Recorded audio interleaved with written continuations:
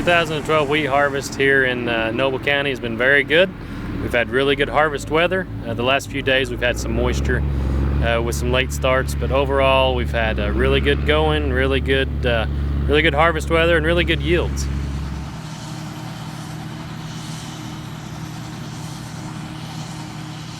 Everything's beating our expectations this year. You know, after the drought last year, we didn't know what to expect, and we had a lot of early season dryness, and we were worried with a lot of diseases. And so far, everything's been very good.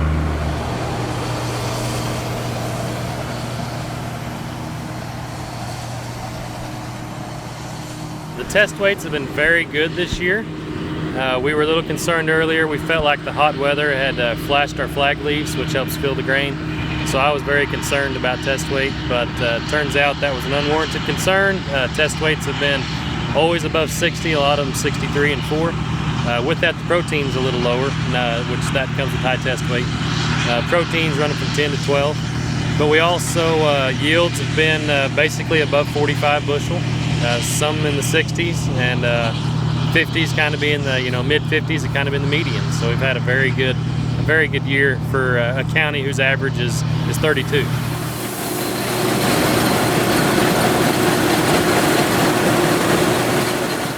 We're using the Shelbourne stripper header on a case combine. The stripper header allows me to have taller stubble height, which really helps if we plant a summer crop behind the wheat, which I like to double crop and rotate. So we feel like it keeps a little more ground cover, a little more shade, but also it helps in residue distribution. When you're using a conventional header, you have to take all the product in, the combine chews it up, and then spits it out. And many machines aren't very good at spitting it back out in an even fashion. So where you're not taking the whole thing in, it's still evenly spread on the field, and a no-till planter has a lot better job getting soil contact with that seed. It's a very good way to conserve moisture, have really even residue distribution, but also you can drive really fast. We're harvesting at 7.5 miles an hour, where with the conventional header and 50 bushel wheat, you're running 5 or even 4.5 at times because of the thick straw.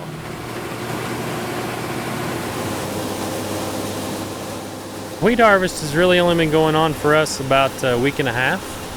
We had canola harvest beforehand.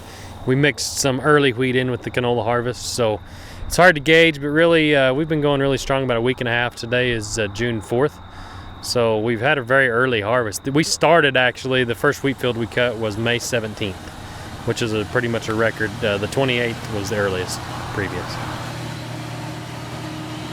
We're very blessed to have such a wonderful harvest after I don't know what book it is that starts with it was the best of times and it was the worst of times, but that's basically what's going on. Last year was the worst of times for us, and this year the Lord's blessed us with the best of times.